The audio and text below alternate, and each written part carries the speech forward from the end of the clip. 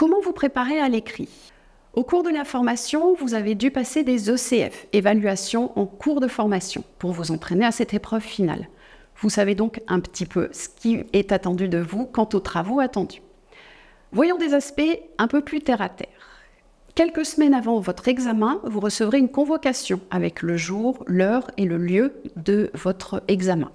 Si vous ne connaissez pas l'endroit du centre, prenez le temps de repérer le trajet, le temps de parcours, les parkings.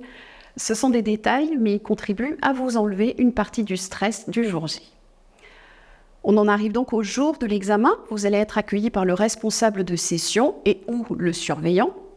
La première étape consiste en des vérifications administratives obligatoires. Votre convocation, votre pièce d'identité avec le même nom que la convocation, votre dossier professionnel, votre livret d'évaluation.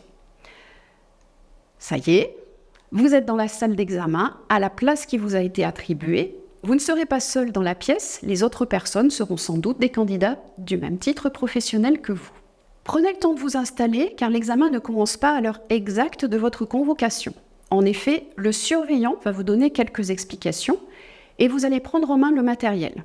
Face à vous, l'ordinateur du centre, équipé d'une souris, d'une imprimante partagée et de tous les logiciels nécessaires, à minima le pack Windows.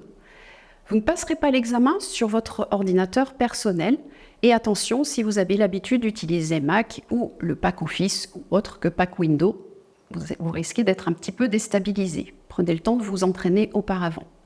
Prévoyez de quoi vous restaurer, évitez les aliments gras ou salissants, vous allez imprimer votre travail, il vaut mieux qu'il soit remarqué pour sa qualité que pour ses tâches.